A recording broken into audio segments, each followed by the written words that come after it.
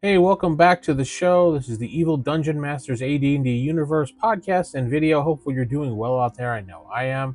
Today is time for another new video.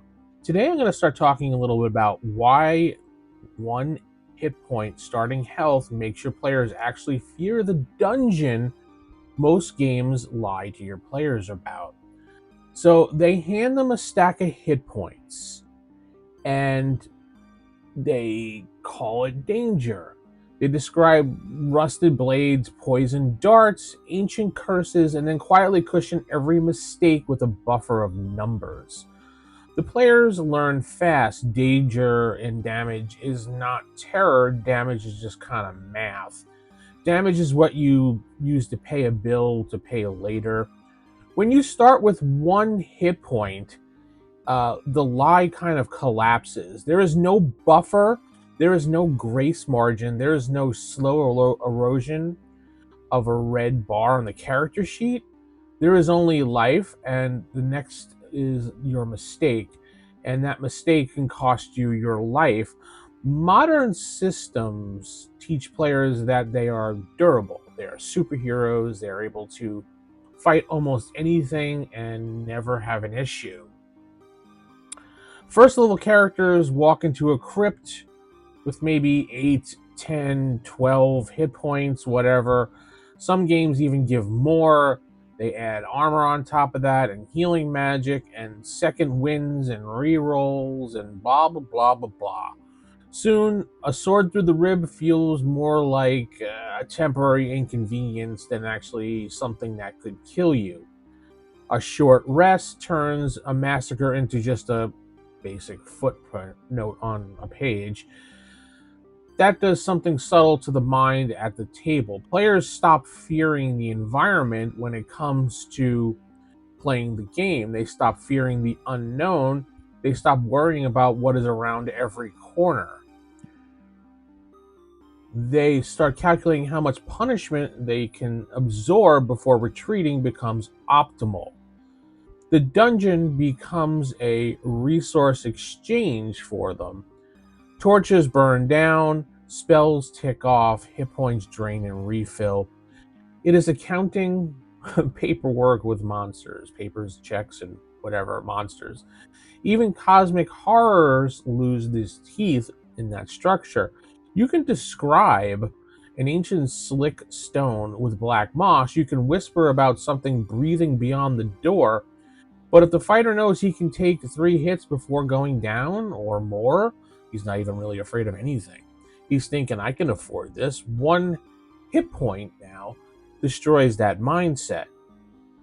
When a character has 1 hit point, every blade is lethal. Every trap is kind of final for them. Every failed save is a possible end.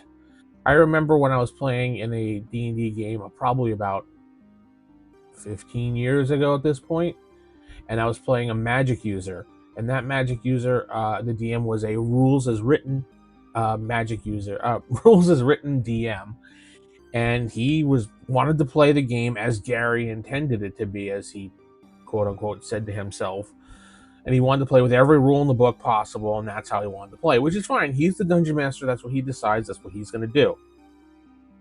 So that one character, I rolled magic user, and I rolled 1 hit point.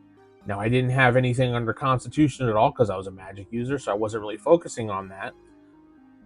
But I had 1 hit point. So basically, the wind blowing the wrong way could have killed my character. So I went and thought smart, and I bought myself a guard dog. There's a guard dog in there per the rules, and obviously the guard dog will only know basic commands like sit, stay, attack, guard, things like that, just basic commands. My magic user lasted a couple levels after rolling more hit points, but that first level running around, I mean that magic user was pretty much, I was just freaking out, thinking I was going to die at every turn, every swing that didn't hit, I was just like, whew.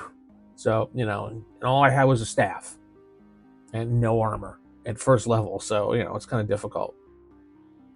Now, getting back to our topic here, the dungeon stops becoming a puzzle box and becomes a predator now at this point. when you bring in the 1 hit point rule. See, like I said, my character was like, everything felt like it could kill it. The players feel this immediately when they see this change. They move slower, they talk more quietly, they ask better questions before entering rooms. They're not charged into that room anymore because they don't have that surplus of health to burn. They start testing floors with 10-foot poles. They listen at the door. They retreat at the first sign that something is wrong. They retreat into darkness like a living threat instead of background texture. The illusion of safety is gone. It vanishes pretty much. High HP systems create what I call a mechanical plot armor. Not a narrative protection, a mechanical problem, or a mechanical protection, excuse me. The rules say you can survive 3 arrows. The rules say a goblin spear does an average of 4 damage. The players internalize that. They walk into risks with all this confidence because the numbers can back them up. Strip away all that and you expose the truth. Adventuring is insane. No sane person would step into a tomb where a single slip would kill them instantly, obviously. And it's just a game, we know, but you have to have some realism to back it up. That tension is the foundation of a dungeon atmosphere. Where a character can soak damage, the foundation cracks and the horror does not become a threat anymore, it becomes theater. With 1 HP, horror becomes very personal, as I explained with my magic user. Now, look at it through an evil lens here. Why do the designers give players big pools of health? Because it keeps them playing longer, right? Because it smooths over mistakes, because it reduces character death, and fewer deaths mean fewer complaints. It is easier to sell a fantasy of heroism than a reality of fragility. So, the cost is fear. When you give your players 10 hit points, you are not just increasing survivability, you are teaching them that the dungeon cannot truly hurt them without warning. You are telling them that risk is negotiable. Starting at 1 hit point is a declaration. The dungeon does not negotiate. It also changes how the players define success. In a high HP game, success is often measured in kills. How many rooms cleared, how many enemies defeated, how much loot is extracted from the dungeon for when you leave. The character sheet grows in power, and the players equate that growth with progress. Now, looking at the 1 HP game, survival becomes the primary currency. If you return to town alive, you actually won. If you avoided 3 traps without triggering them, you won, yes. If you tricked an ogre into chasing you into a collapsed corridor instead of fighting it head on, you won. Combat becomes a last resort, not because the rules forbade it, but because the math makes it honest. 1 solid hit basically ends you, and that was the fear that my magic user had constantly for that first level. That changes the behavior in ways no speech from the game master could ever do. You do not need to tell the players to be cautious. The character sheet does it for you. Now, here is the part that most people miss. Fear is not about lethality alone. It is about uncertainty. When a character has 12 hit points and takes 5 damage, the player knows they are still in the game because, we're just kind of wounded. There's still some breathing room. There is time to correct. When a character has only 1 hit point, the margin is completely gone. The player cannot predict survival based on averages. Any attack roll that hits is final and done. That unpredictability brings the dungeon back to life for you and your players. Every corner matters, every shadow matters, every sound behind a door matters. Players begin to imagine consequences again, and imagination is stronger than any stat block on the sheet can show you. You can describe a skeleton in a rusted helm in a high hit point system. The players calculate its attack bonus, and in a 1 HP system, they ask how to collapse the ceiling on it without ever entering the room. That is the shift. It moves the focus from endurance to strategy, from absorbing harm to avoiding it completely.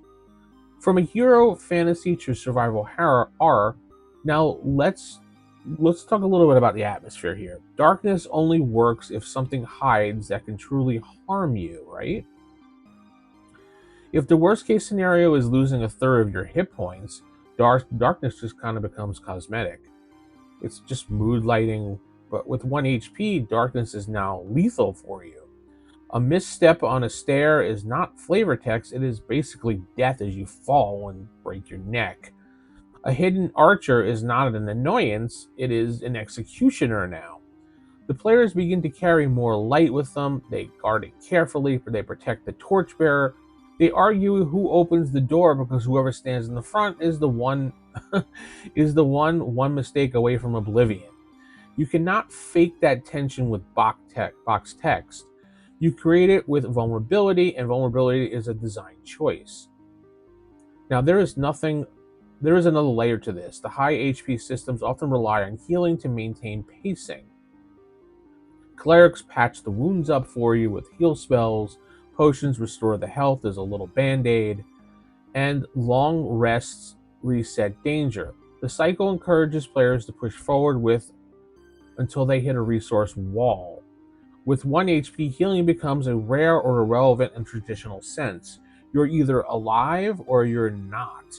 The emphasis shifts to prevention. Avoiding a fight is better than winning one. Negotiation is better than attacking. Retreat is not cowardice, it is intelligence. This forces the players to engage with the dungeon as a space instead of a series of encounters. They scout, they manipulate factions, they set ambushes, they use the environment because they cannot rely on durability. Now consider what this does to the player ego. Think about that for a minute. When characters have high HP and survive brutal fights, players start to believe in their own invincibility. They start to get bold, sometimes even reckless. They assume the system will save them from bad judgment. With 1 HP, arrogance dies fast. Every victory feels really earned. When a character lives through 3 sessions with 1 HP, and me, when I did that, a whole bunch of sessions without getting hit and not dying, it became amazing. You become legendary. And it's mostly not because I did anything or you did anything different. You just didn't die in the place that it was designed to kill me or kill you. That is like a legendary weight for your character, or bragging, right? It builds respect for the game, it builds respect for the dungeon, and it builds respect for the game master himself. There's a darker truth here. When players know death is immediate and absolute, they value their character a lot more, not less. People assume that high lethality means players are careless. Sometimes it does, but when the rules are clear and consistent and the danger is honest, players kind of adapt. They invest differently, they think before acting, they stop treating characters as disposable action figures and start treating them like fragile lives moving through hostile ground.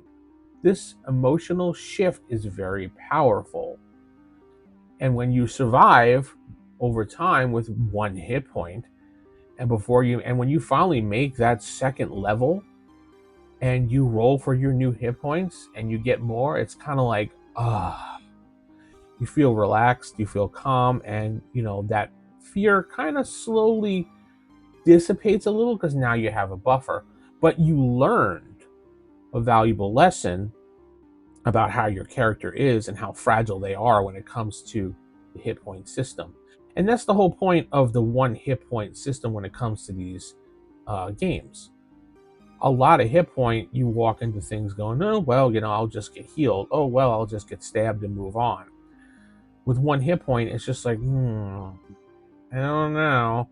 That room looks fishy. I may want to move cautiously and check this and that and search this and that before going into that empty room in the dungeon. Or let me back up and let the fighter walk in because he has more hit points than me. Things like that. And that's what I wanted to talk about today. Hopefully you've enjoyed the 1 hit point conversation here today. I want you to give me some of your thoughts in the comments. I want you to like the video and subscribe. You can support me by clicking join if you'd like.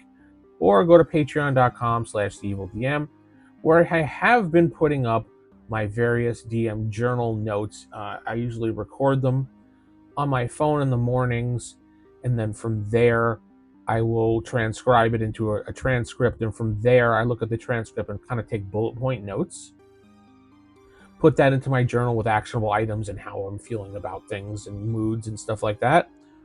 And that's my journal. And then I take that and I add it to Patreon so people can read what I was doing. And you can also listen to the raw audio if you really want to. I mean, I don't know why, but people seem to like that. So far, good food feedback on that, and I appreciate it. Starting at $2 a month. Anyway, with that said, I'm gonna head out. Keep it original, keep it old school. Good night. God bless everybody.